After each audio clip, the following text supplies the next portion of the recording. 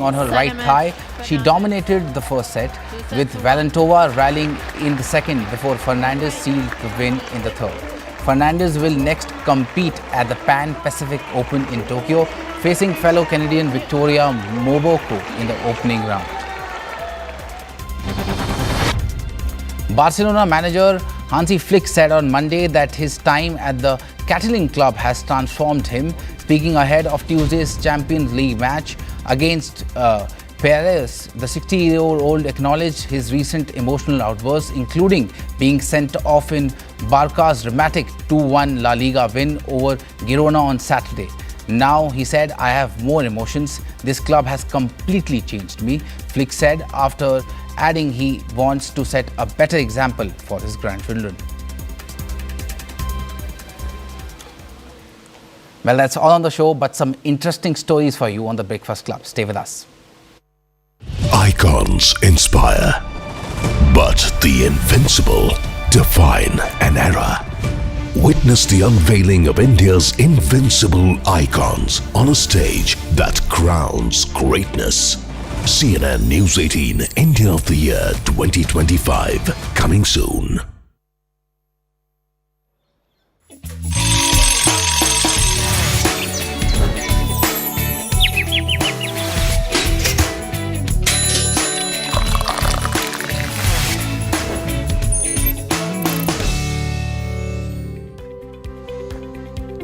Hi there, good morning. Thanks for tuning into the Breakfast Club. I'm Kritsween Valian. Well, first and foremost, wishing all of you all a very happy Diwali. This Diwali, we decided to keep up with the festivities, bring to you a show that celebrates sustainability and stamina, tradition and transformation. The next 1 hour is going to be a unique blend of environmental impact and artistic endurance. So first up, let's break down what we will be covering over the next 60 minutes. First, we will spotlight Urvi Sustainable Concepts. It's a remarkable organization redefining how we look at floral waste. Where most see discarded petals and withered garlands, Urvi sees opportunity. So that inspiring story coming up this morning.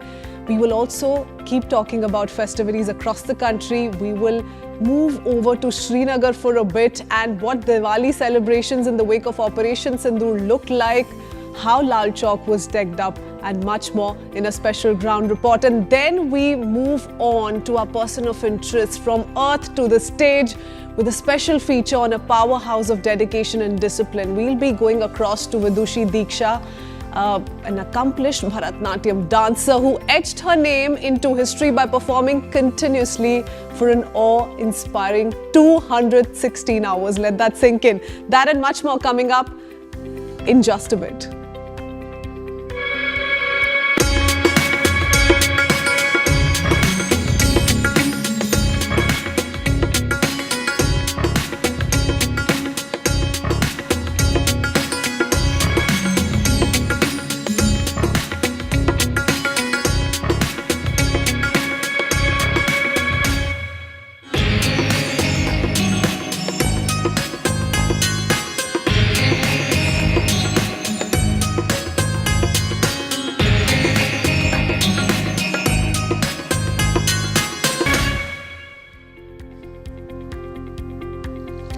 So clearly the air is full of lights, laughter and that lovely scent of marigolds everywhere. We're going to be talking about flower petals a little this morning.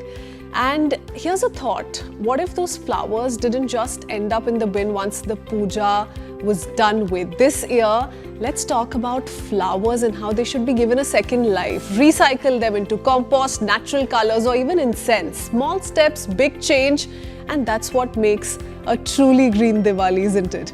In fact, did you know that flower waste doesn't have to go to waste entirely? You may have heard of this for sure, but here's more if you want to do more, just like our guest joining us this morning. We'll talk about little tips. Let's start with a few quick tips. Shredded flowers can be added to composting facilities, helping enrich soil and reduce landfill pressure. They also can be transformed into nutrient-rich vermicompost using earthworms to create powerful organic fertilizers. And that's not all. Flower waste can even be processed to produce biomass fuels, offering a sustainable energy source. So recycling flowers isn't just beautiful, it's smart, it's sustainable, and essential as well. Before you trash those witted petals, here's how you can, by putting in small effort in your own home backyards. This is how you can recycle them like a pro. First, you take off the extras, that ribbon, plastic, wires. If it's not natural, it's out. Step 2 is going to be you chop those big blooms down to size. Smaller pieces mean quicker compost magic. Toss in some dry leaves or shredded newspaper. Your compost needs a little balance, just like your breakfast. And then give that pile a good turn. So a little mix-up brings in the air and gets things cooking. And then in the end, rich, earthy, nutrient-loaded compost, perfect for your garden or those potted plants. So go ahead, spread the joy, not the waste. We will be talking about this sustainable idea this Diwali, and our guest this morning is going to be taking that forward. So we've spoken of what you can do in your own homes, but this is an initiative that comes with a larger cause in mind that they're looking at tackling nationwide. Small reminder also raises questions on what if flowers we offer in devotion didn't go to waste but found a new, meaningful life instead. In Hyderabad, 2 women turned that idea into action, creating a startup that not only recycles floral waste into eco-friendly products but also empowers women in the entire process. Joining us this morning is Maya Vivek, founder director of Urvi Sustainable Concepts Private Limited, the force behind Holy Waste. It's a brand that's redefining sustainability one petal at a time. Good morning, Maya. Thank you for taking out the time and happy Diwali to you. Happy Diwali to you too, and thanks a lot for this opportunity. Need of the hour, I would say. Oh yes, absolutely. Which takes me to my first question. Where did the thought of coming up with this initiative first begin? What was the inspiration really? Because taking it all the way needs some motivation. So tell us what your motivation was.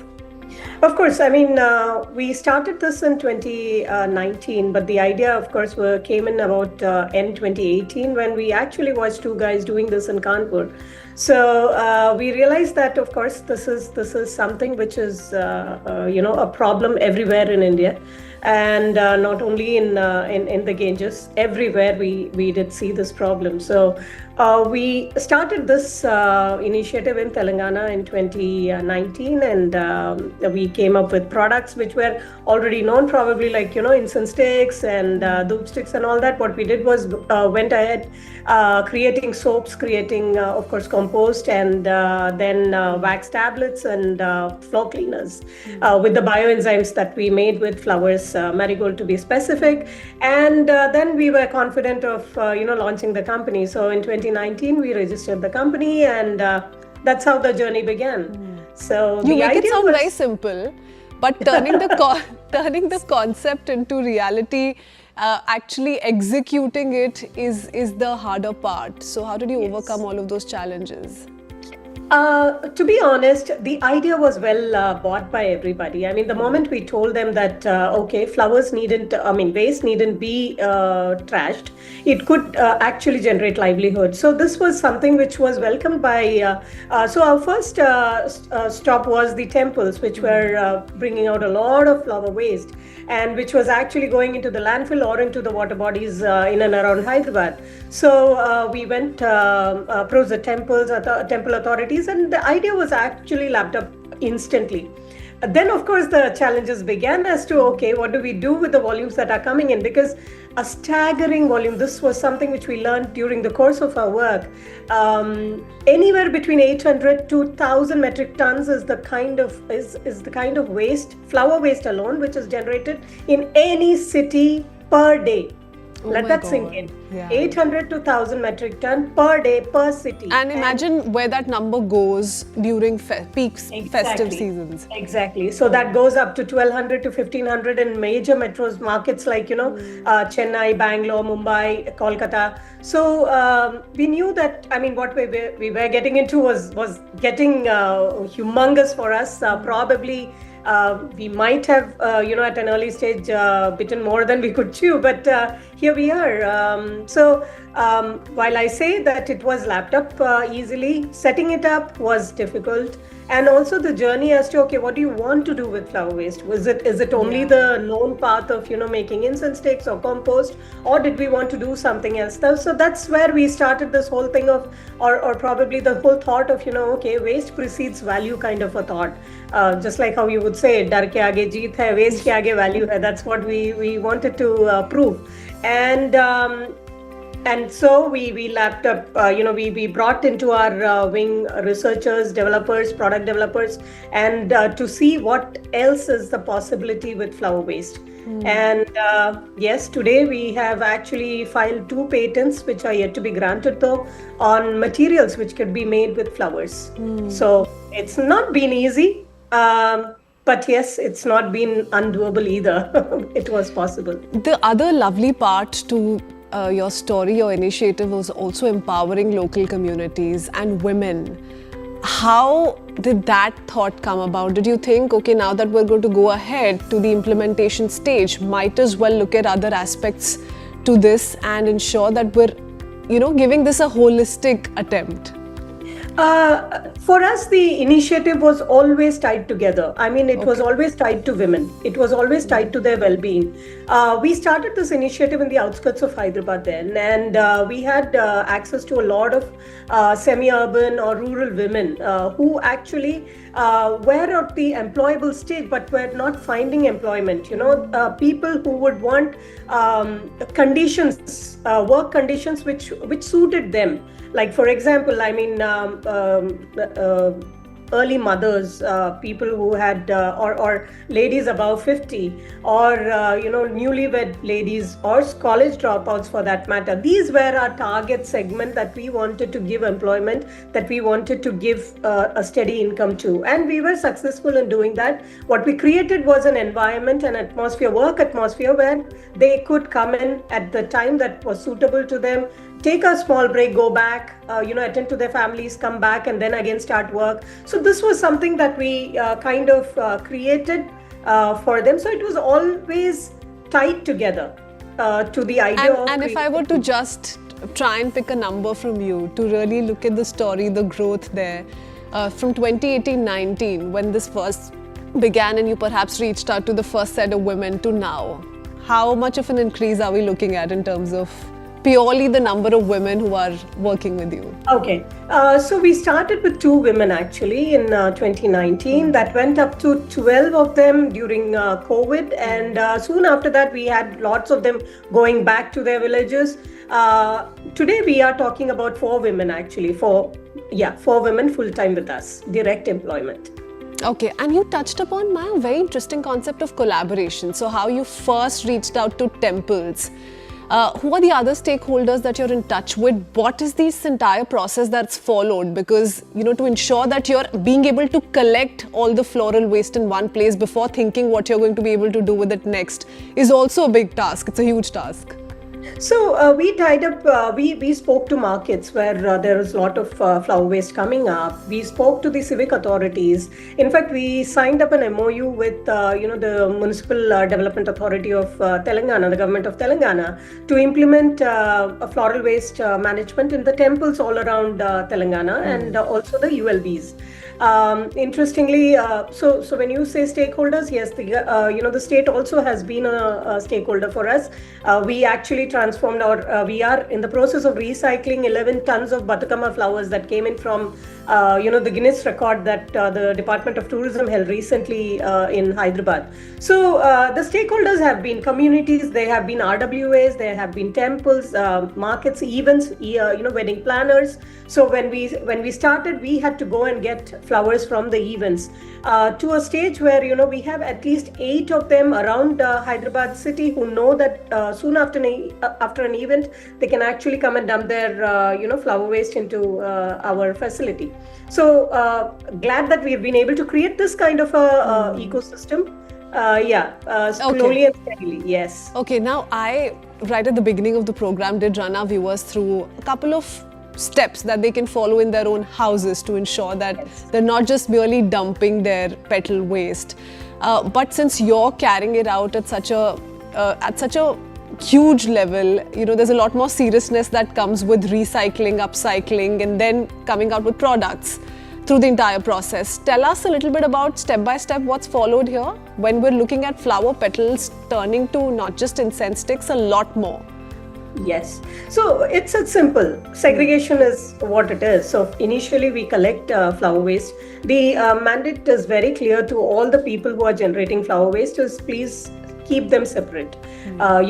Keep it in a place where it is well ventilated and it doesn't decompose, because flowers tend to decompose very early, even the second day itself. So they need to be aired well. They need to be kept in a place where there's a lot of sunlight and a lot of air coming through. And then, of course, it's segregation. So all of your, the non-biodegradable or non-greens have to be separated, and then they come into a factory. That's how the collection process begins. And of course, then what we do is we remove all that is not, not flowers. It still comes. Even at that stage, we still have other waste coming in. After segregation, of course, segregation is also done on the basis of color, on the basis of the type of flowers. So, for example, roses are given a separate treatment, marigolds are separated. Also on the stages of decomposition, because not all flowers come in a fresh state. Some are, have started decomposition already. So all of that is moved to make compost. There is a process of shredding and composting that. Otherwise, the flowers are dried, cleaned, dried, and then further process happens. They are either bagged as petals itself, or we powder them and keep it separately for making of incense sticks and stuff like that. So these are the different processes we follow. Okay.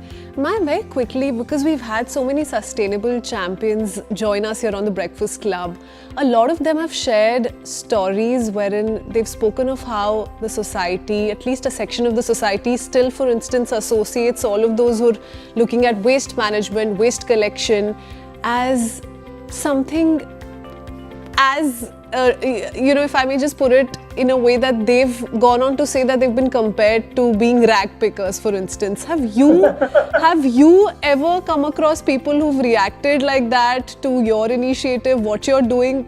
Has the society really embraced the idea of what sustainable champions are up to? Okay, in a lighter note, I mean, if you were to walk with me in Chennai and Hyderabad flower market. In Chennai, we are starting the operations very soon. In fact, we have started training ladies already.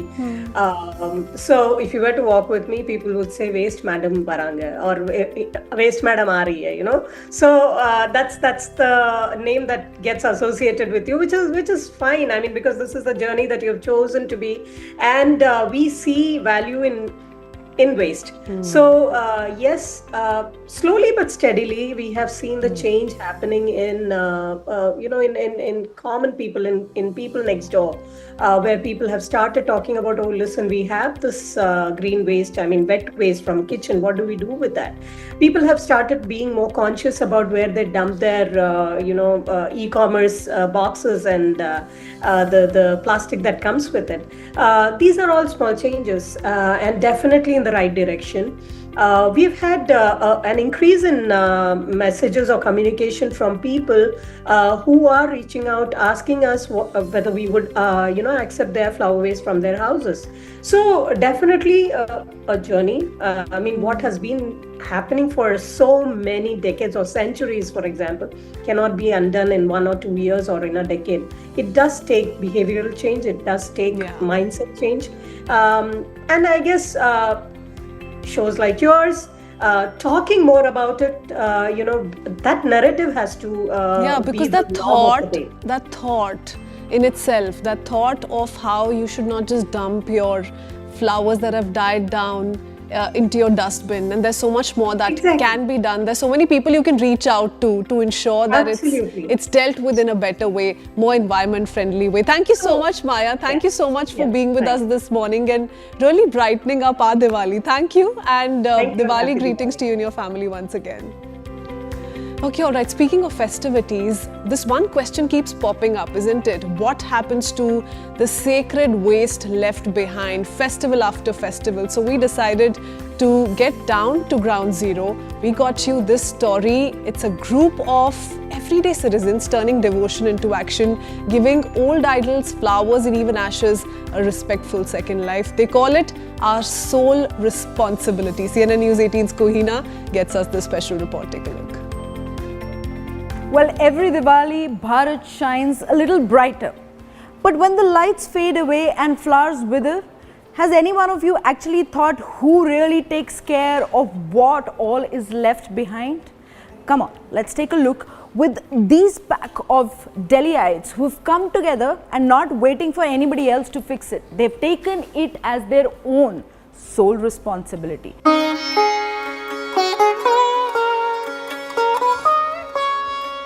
Well, these cracked idols, these broken religious pictures, discarded religious books and clothes, we all have them. But how many of us actually know how to dispose the sacred waste that is no longer in use to us?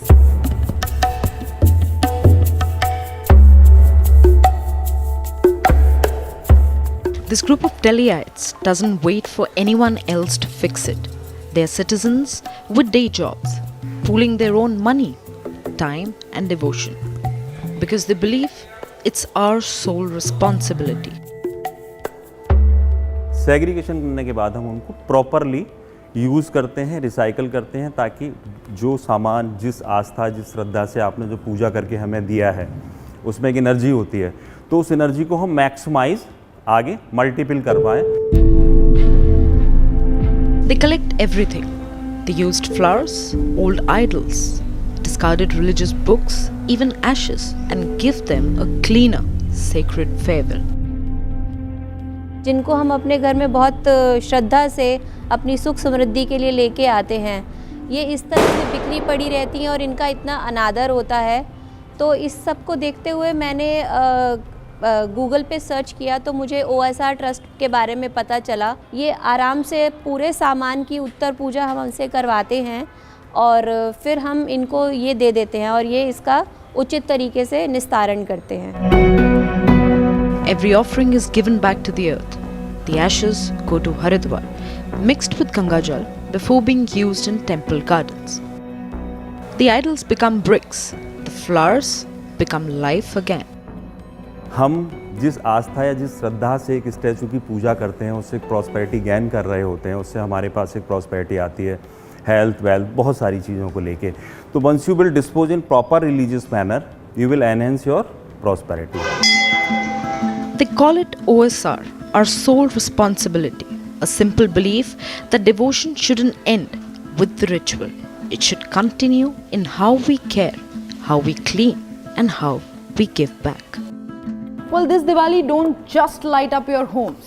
Also light up your responsibility. Discard your puja waste with utmost love and care. And don't let your devotion end up in dust. With that, it's a wishing of Diwali from everybody. Happy Diwali! Alright, with that, it's time for us to head into a very quick break. Lots more on the other side. We'll be right back on The Breakfast Club. Keep watching.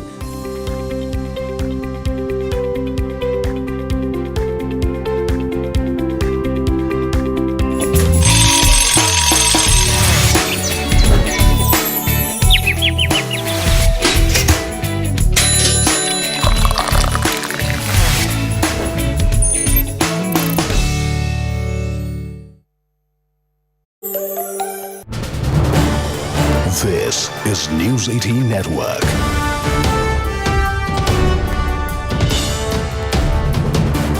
India's largest news network. Against the backdrop of Pahalgam attack, followed by India's strong rebuttal through Operation Sindoor, this Diwali, Srinagar's iconic Lal Chowk lit up like never before. Hundreds gathered as rows of diyas illuminated the historic Ghantaghar in a powerful display of unity and peace. The heart of the valley echoed with festive cheer. Diwali is being celebrated in Kashmir like the rest of the country. Here at Lal Chowk's Ghantaghar, diyas have been set and you can see Sindoor to remember the Operation Sindoor and the sort of valor that our forces showed.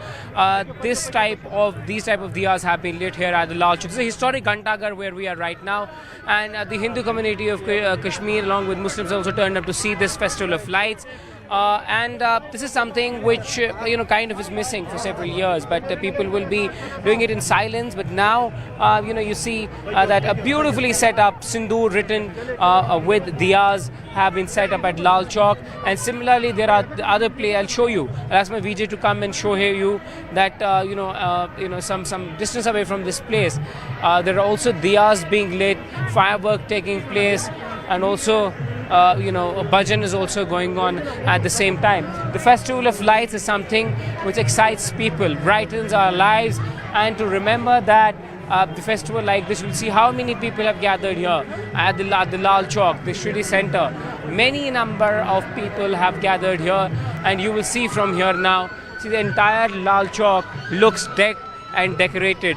And this is to remember and to basically celebrate the Festival of Lights. My VJ Bashir Loan is showing you that how beautiful and mesmerizing Lal Chowk is looking right now, with people lighting diyas and marking Deepavali, the Festival of Lights.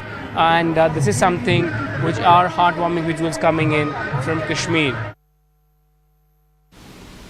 Every Diwali, Delhi glows a little brighter. But what happens when the lights go out and all that's left behind are broken idols, withered flowers and sacred remnants we don't know how to discard? A group of Delhi citizens is changing that. Not with noise, but with quiet care. Here is the report. Take a look. Well, every Diwali, Bharat shines a little brighter. But when the lights fade away and flowers wither, has any one of you actually thought who really takes care of what all is left behind? Come on, let's take a look with these pack of Delhiites who've come together and not waiting for anybody else to fix it. They've taken it as their own sole responsibility.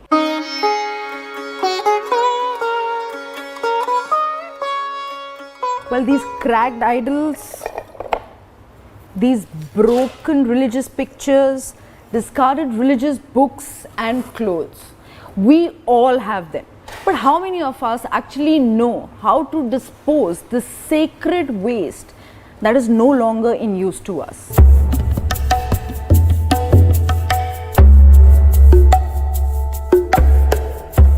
This group of Delhiites doesn't wait for anyone else to fix it. They are citizens with day jobs, pooling their own money, time and devotion, because they believe it's our sole responsibility. Segregation करने के बाद हम उनको properly use करते हैं, recycle करते हैं, ताकि जो सामान, जिस आस्था, जिस श्रद्धा से आपने जो पूजा करके हमें दिया है, उसमें एक एनर्जी होती है, तो उस एनर्जी को हम मैक्सिमाइज आगे मल्टीपल कर पाएँ.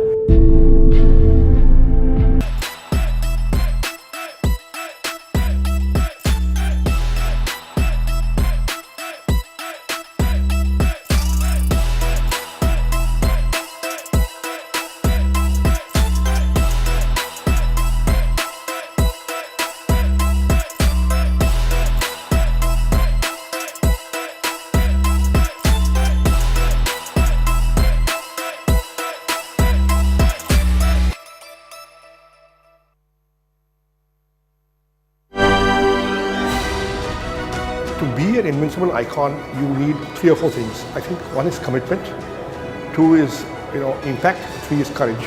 The nominees this year, some of them were not a surprise, but many of them were a surprise, and I learnt a lot. It is an honor from your side, where the story is rather larger when we see their specific fields at the entry points. Who has worked selflessly and tirelessly in national interest, I think would be an invincible icon.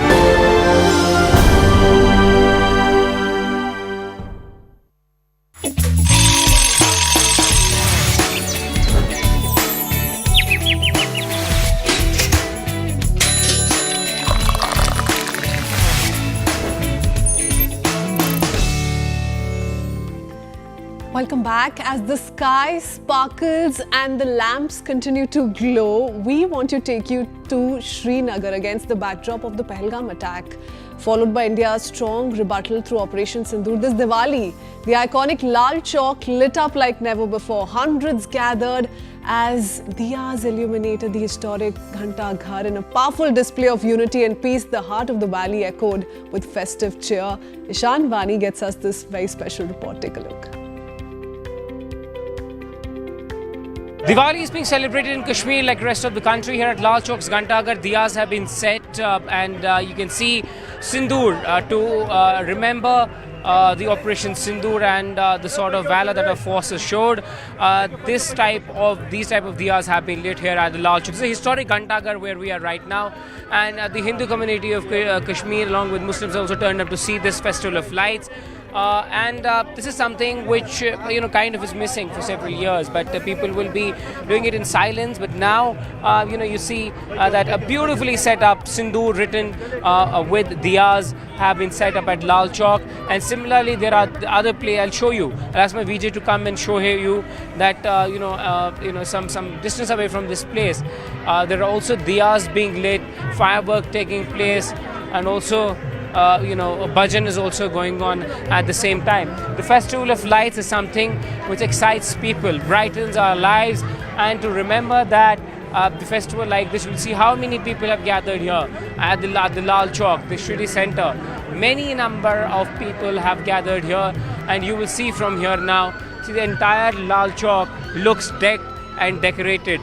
And this is to remember and to basically celebrate the Festival of Lights. My VJ Bashir Loon is showing you that how beautiful and mesmerizing Lal Chowk is looking right now, with people lighting diyas and marking Deepavali, the Festival of Lights.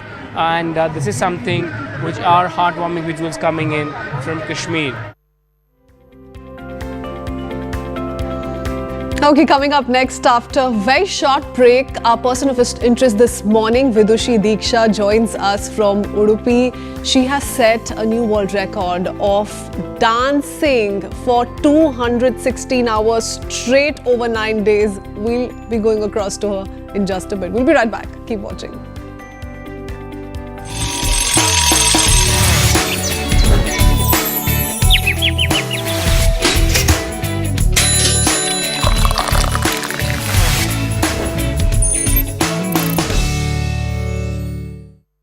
Icons inspire, but the invincible define an era.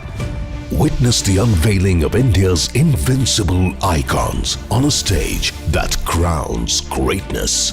CNN News 18 India of the Year 2025 coming soon.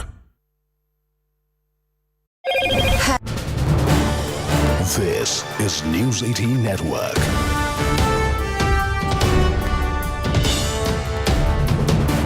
India's largest news network. Against the backdrop of Pahalgam attack, followed by India's strong rebuttal through Operation Sindoor, this Diwali, Srinagar's iconic Lal Chowk lit up like never before. Hundreds gathered as rows of diyas illuminated the historic Ghanta Ghar in a powerful display of unity and peace. The heart of the valley echoed with festive cheer. Diwali is being celebrated in Kashmir like the rest of the country. Here at Lal Chowk's Ghanta Ghar, diyas have been set and you can see Sindoor to remember the Operation Sindoor and the sort of valor that our forces showed. These type of diyas have been lit here at the Lal Chowk. It's a historic Ghanta Ghar where we are right now, and the Hindu community of Kashmir along with Muslims also turned up to see this festival of lights. This is something which kind of is missing for several years, but people will be doing it in silence. But now you see that a beautifully set up Sindoor written with diyas have been set up at Lal Chowk, and similarly there are the other play. I'll show you. I'll ask my VJ to come and show you that some distance away from this place there are also diyas being lit, firework taking place, and also bhajan is also going on at the same time. The Festival of Lights is something which excites people, brightens our lives, and to remember that the festival like this, you'll see how many people have gathered here at the Lal Chowk, the Shri Center. Many number of people have gathered here, and you will see from here now, see the entire Lal Chowk looks decked and decorated. And this is to remember, and to basically celebrate the festival of lights. My Vijay Bashir Loan is showing you that how beautiful and mesmerizing Lal Chowk is looking right now, with people lighting diyas. Choice of categories was outstanding. Very well chosen. Answer 5 million. The anticipation towards Indian of the Year 2025 is building. Incredible. I'm in awe. I'm inspired. I honestly don't know who to choose. I think he's played a key role in. As our jury goes into a huddle to recognize the people, It's an assembly line of brilliance. who have redefined excellence. Every single one of these nominees are somebody who've just done these really incredible feats. India's most distinguished faces identifying the invincible icons. Who will be crowned Indian of the Year 2025? RP Sanjeev Goenka Group presents CNN News 18 Indian of the Year 2025. Coming soon.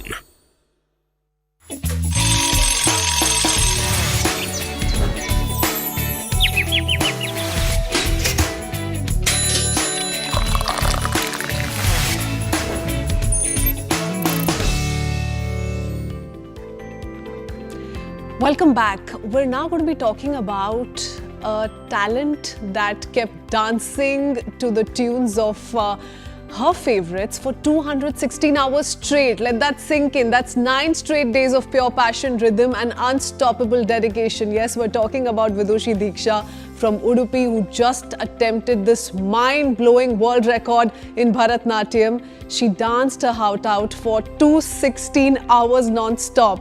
That's not just stamina, that's sadhana. Her incredible feat took place from 21st August to the 30th, and while the final certificate is still under verification, a provisional nod has already been given by the Golden Book of World Records. From a small town to a massive milestone, that's her story.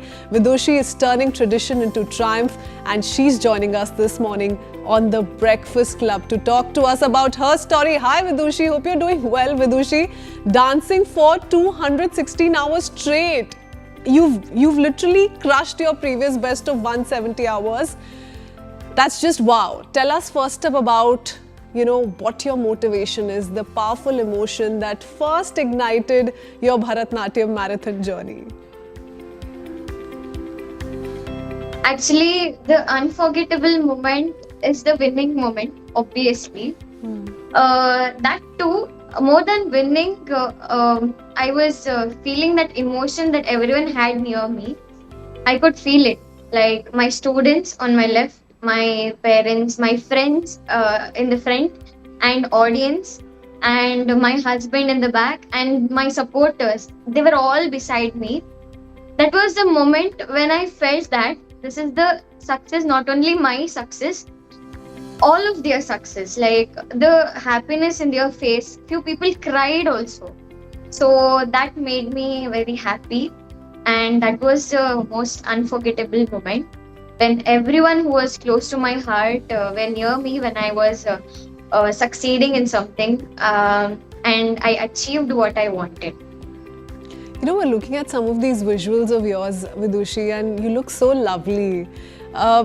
But you're also juggling so many roles on an everyday basis. So from a dancer to a B.Ed student, teacher, violin learner, homemaker, how do you do it all? How do you find balance, joy, maybe even a little sanity, multitasking like this? Yeah, it's a bit hectic, but from my small age, my mother used to go and push me to the dance classes actually.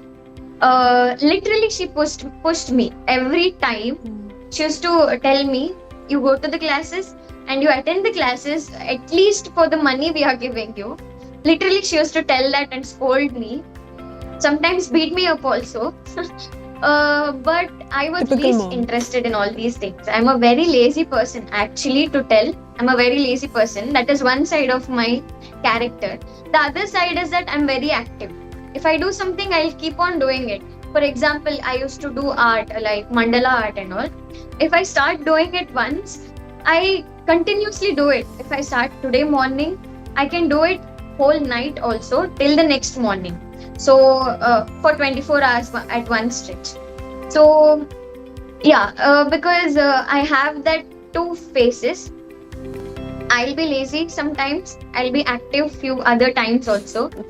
I used to manage I've started my dance classes from very young age. After UKG or something, I've started. Every Saturday, Sunday, others have weekends, but I have classes. I used to go to Bharatanatyam classes, Yakshagana classes, Sangeeta class, Veena class. I go to all these classes.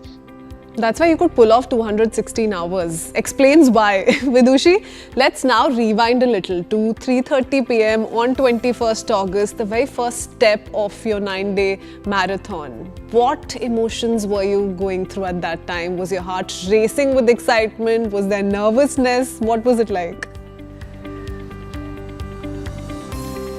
Actually, truly speaking, I didn't feel anything. I thought the day before the program on 20th August, I thought tomorrow at 3:30 I might be doing I might be scared, I might be feeling nervous and all. I was thinking about it and feeling nervous on the previous day. But on the next day, on 21st, there were people who the people around me were who I know, who are very familiar to me. So I didn't feel anything.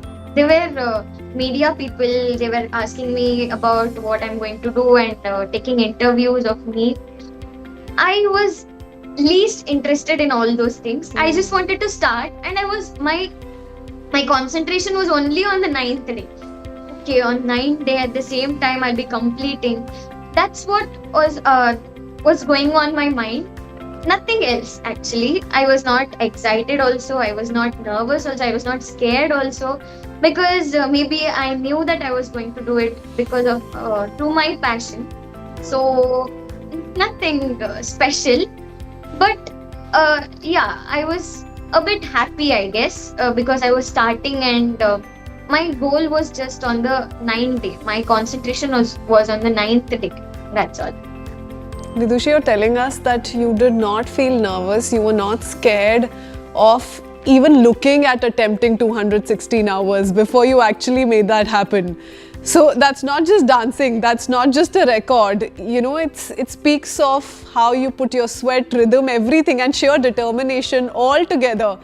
But what everyone would be wondering, looking at your journey and this one incredible feat, is how did you manage food, rest, tiny moments of relief without missing a single beat?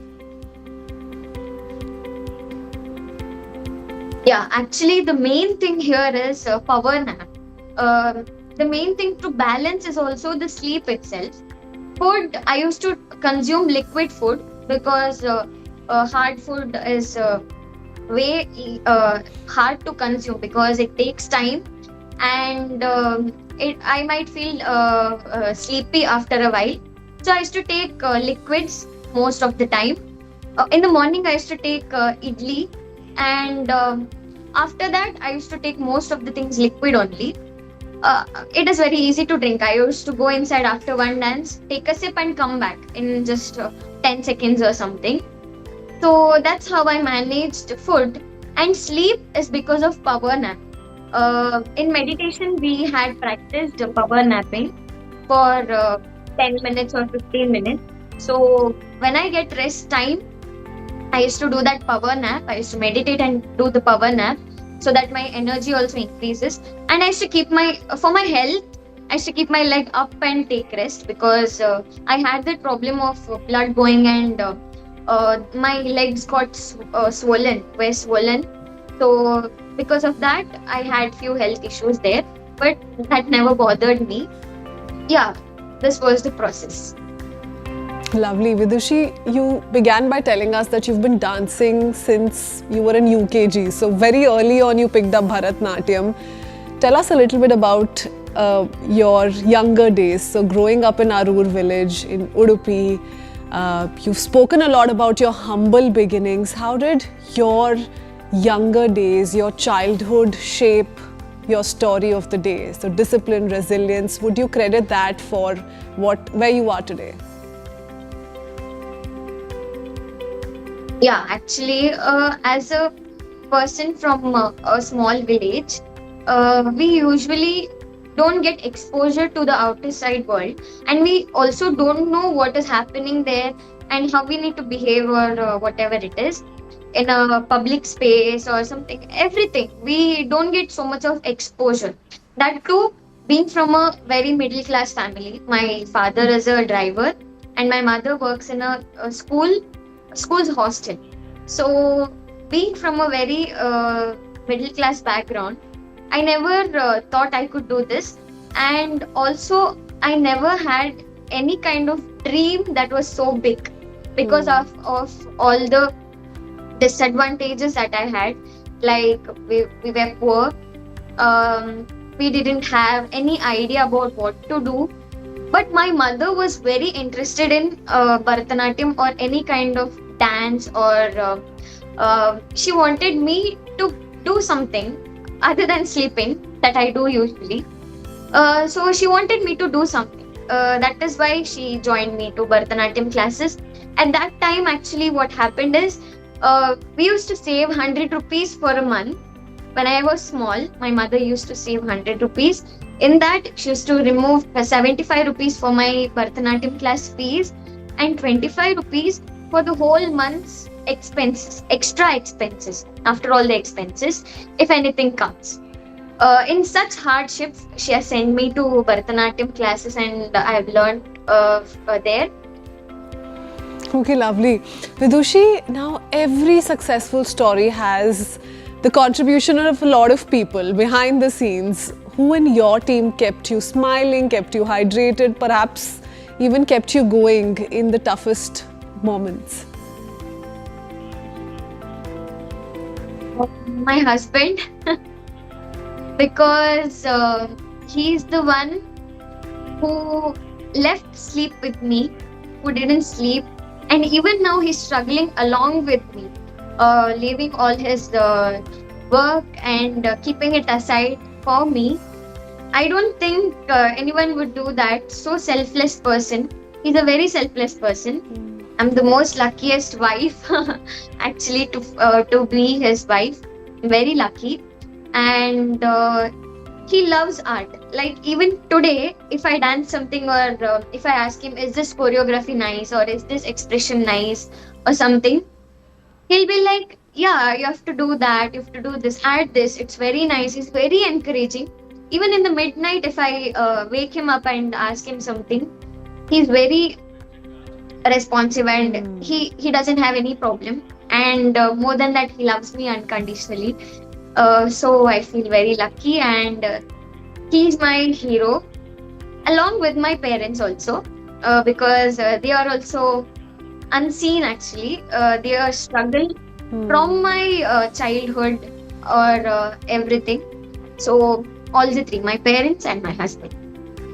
Lovely.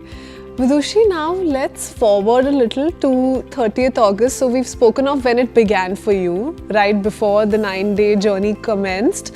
What about the finish line? What was that first thought that came to you when you clocked 216 hours? Were you overwhelmed with relief? Were you bubbling with pride? Or were you literally like, just please give me food and get me my bed?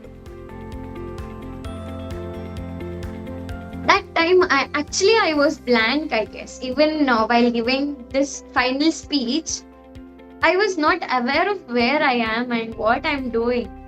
I just have in mind that, oh, I completed, right? It was so beautiful because everyone were near me, as I told. I'm a very emotional person. I give value to emotions. So when he was handing me, I was like, wow, it's so beautiful.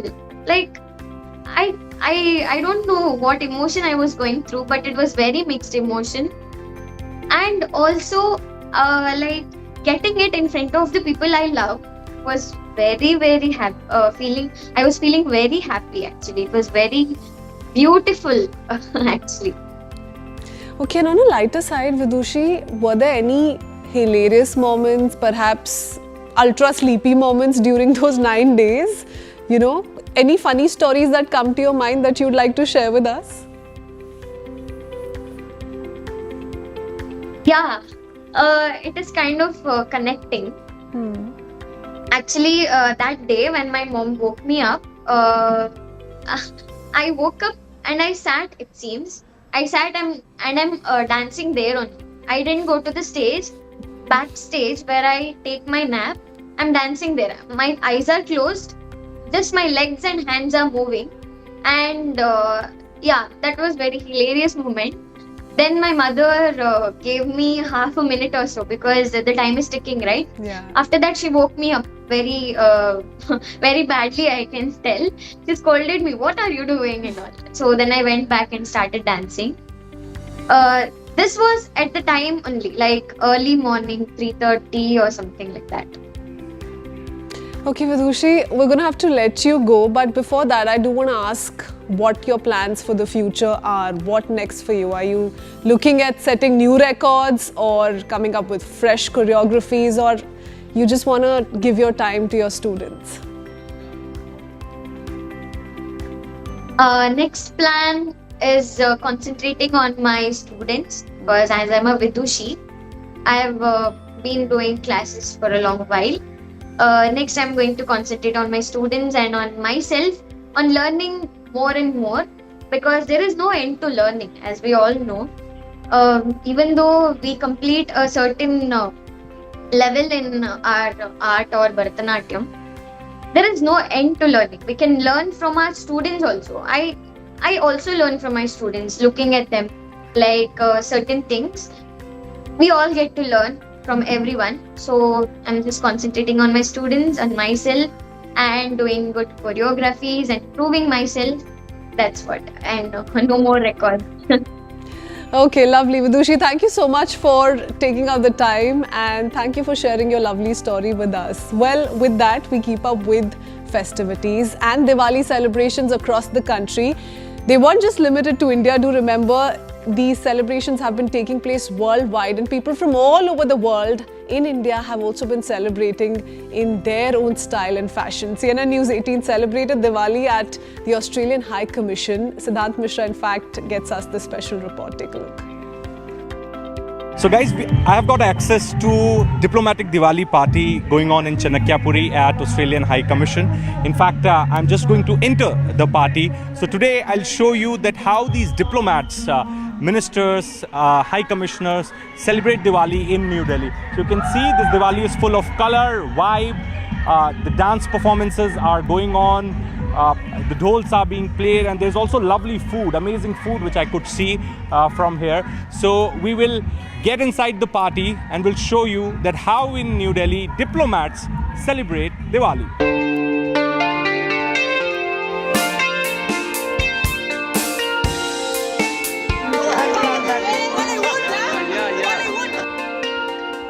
George, yes. We are here at Australian High Commission's party, Diwali party. It's very exciting. How is it going on? It is very exciting. It's a wonderful, wonderful event. Okay. It's my first Diwali. Okay.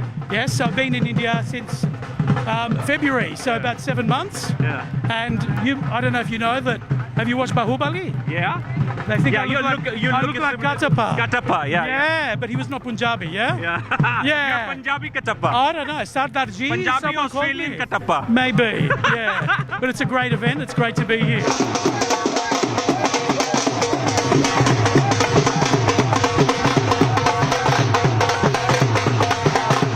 You're looking lovely in this sari. How does it feel like to be in India on Diwali and this yearly Diwali ritual at Australian High Commission, where the diplomatic circle gather to celebrate Diwali? It's such a wonderful time of year when the entire community comes together. It's a celebration of colour and movement and food and family and the lights. It's such a special time for the Australian High Commission family as well, where we all get to come together and celebrate light over darkness. No, it's so, compared to other festivals, I think there's just that celebration of goodwill and that sense of family and coming together. It's a special time of year.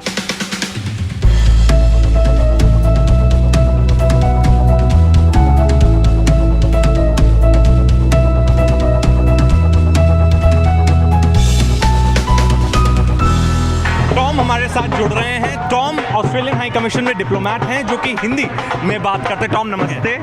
Tom, आज खाने में क्या क्या पकवान हैं जो आपने मेहमानों के लिए यहाँ पर जैसे कहते हैं लगा के रखे हुए हैं? हमें टिक्की दिख रही है, पानी के बताशे दिख रहे हैं, गोलगप्पे दिख रहे हैं और बुफे उधर लगा हुआ है। थोड़े पकवानों के बारे में बताइए। तो बहुत सारे भारतीय खाना है, जैसे कि हमारे पास आलू टिक्की है, शायद थोड़ा सा चटपटा खाना है, और उसके साथ पालक पटा चाट। तो आपको आलू टिक्की कैसी पसंद है? ज़्यादा मसाले के साथ, चटनी के साथ? मसाले के साथ, स्पाइस के साथ मुझे बहुत पसंद है। स्पाइस के साथ और इसके अलावा बहुत सारे हैं। और क्या क्या है बताइए, दर्शकों को बताइए। पालक पत्ता चाट है। ये पालक पत्ता चाट है। जी पालक पत्ता चाट। सबसे ज़्यादा क्या अच्छा लगता है? पालक पत्ता चाट अच्छा लगता है या आलू की टिक्की? नहीं, आलू टिक्की मेरा मनपसंद खाना है। मनपसंद आलू टिक्की? जी। तो पालक पत्ता चाट और आलू टिक्की में आपको आलू टिक्की ज़्यादा पसंद? हाँ जी। आगे बढ़ते हैं। चाट काउंटर है, तो मुझे चाट अच्छा लगता है आपको? जी बहुत पसंद है। और मुझे पता है कि दिल्ली में ही चाट बहुत मशहूर है ना? चाट, दिल्ली की चाट बहुत मशहूर है। जी बहुत। तो आप यहाँ दिल्ली में भी जाते हैं? बहुत सारी जगह में गया हूँ चाट खाने के लिए। खासतौर पर एक GK1 है, एक बहुत खास जगह है जिसका नाम मैं भूल गया, लेकिन वहाँ पे बहुत सारे चाट है। और जब मैं भारत में पहुंचा तो भी मैं यहाँ पे रहा एक महीने के लिए, और हर हफ्ते हर दिन मैं वहाँ पे था खाने के लिए।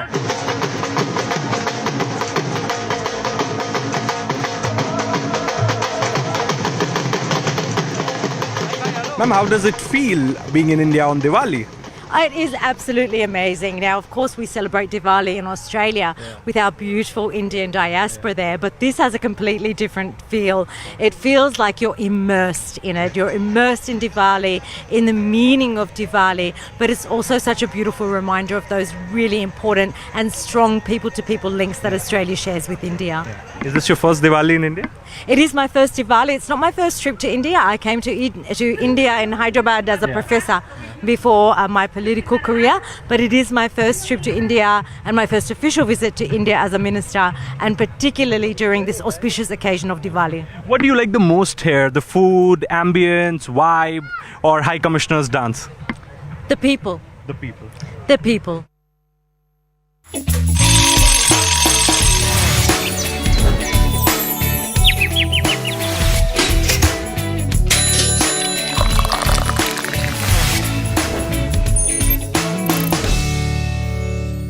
Icons inspire, but the invincible define an era. Witness the unveiling of India's invincible icons on a stage that crowns greatness. CNN News 18 India of the Year 2025 coming soon. Nominees for the award this year are just simply brilliant. I think it's an assembly line of brilliance. Incredible. I'm in awe, I'm inspired, and I honestly don't know who to choose. We had a really tough time to decide. Indians are making it on the global stage, and I believe that whatever happens happens for the best. We're going to have a really tough time ahead of us to really pick winners.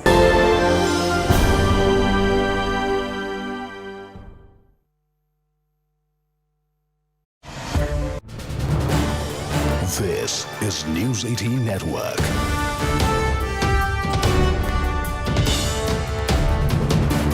India's largest news network. Against the backdrop of Pahalgam attack, followed by India's strong rebuttal through Operation Sindoor, this Diwali, Srinagar's iconic Lal Chowk lit up like never before. Hundreds gathered as rows of diyas illuminated the historic Ghantaghar in a powerful display of unity and peace. The heart of the valley echoed with festive cheer. Diwali is being celebrated in Kashmir like the rest of the country. Here at Lal Chowk's Ghantaghar, diyas have been set and you can see Sindoor to remember the Operation Sindoor and the sort of valor that our forces showed. These type of diyas have been lit here at the Lal Chowk. It's a historic Ghantaghar where we are right now, and the Hindu community of Kashmir along with Muslims also turned up to see this festival of lights. and this is something which kind of is missing for several years, but people will be doing it in silence. But now you see that a beautifully set up sindoor written with diyas have been set up at Lal Chowk, and similarly there are the other I'll show you. I'll ask my VJ to come and show you that some distance away from this place there are also diyas being lit, firework taking place, and also a bhajan is also going on at the same time. The Festival of Lights is something which excites people, brightens our lives, and to remember that the festival like this, you'll see how many people have gathered here at the Lal Chowk, the Shri Center. Many number of people have gathered here, and you will see from here now, see the entire Lal Chowk looks decked and decorated. And this is to remember, and to basically celebrate the Festival of Lights. My VJ Bashir Loan is showing you that how beautiful and mesmerizing Lal Chowk is looking right now, with people lighting diyas and marking Deepavali, the Festival of Lights. And this is something which are heartwarming visuals coming in from Kashmir. Every Diwali, Delhi glows a little brighter. But what happens when the lights go out and all that's left behind are broken idols, withered flowers and sacred remnants we don't know how to discard? A group of Delhi citizens is changing that. Not with noise, but with quiet care. Here is the report. Take a look. Well, every Diwali, Bharat shines a little brighter. But when the lights fade away and flowers wither, has any one of you actually thought who really takes care of what all is left behind? Come on, let's take a look with these pack of Delhiites who've come together and not waiting for anybody else to fix it. They've taken it as their own sole responsibility.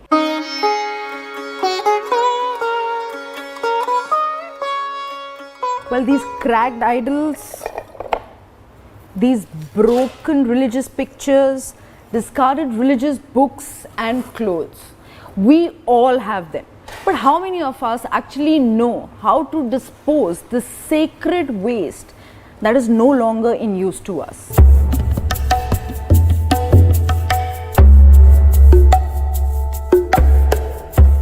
This group of Delhiites doesn't wait for anyone else to fix it. They're citizens with day jobs, pooling their own money, time and devotion, because they believe it's our sole responsibility.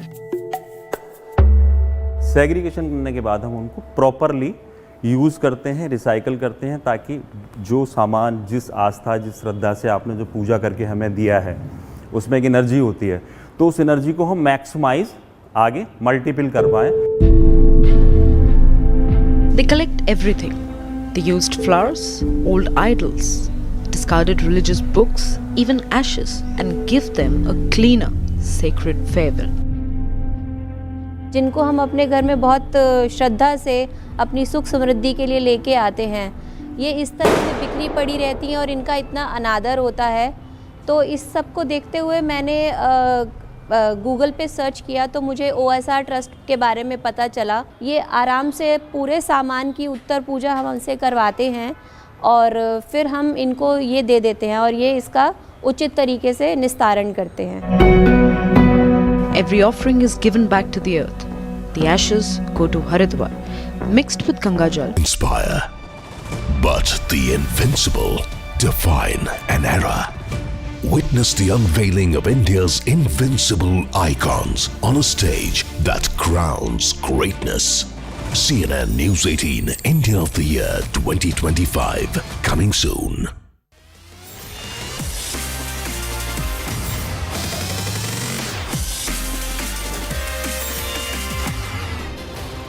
Good morning and a warm welcome. You're watching CNN News 18 with me, Grihatu. Let's begin with the headlines at the top of 9 a.m.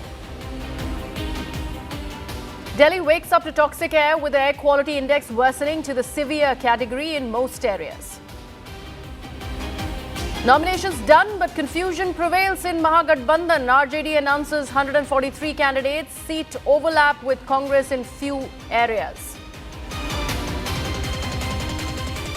As several Maoists surrender, Prime Minister Narendra Modi says India nears end of Naxal terror. Over 100 districts celebrate Diwali with dignity.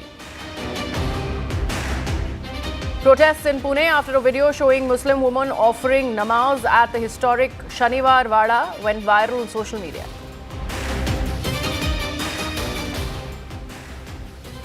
Ola CEO Bhavish Agarwal booked for abetment to suicide. 28-page note alleges harassment. Company says no complaint was raised. Ukraine strikes major Russian gas plant, disrupting flows. Russia retaliates with missile barrage on Ukrainian power grid, causing nationwide blackout.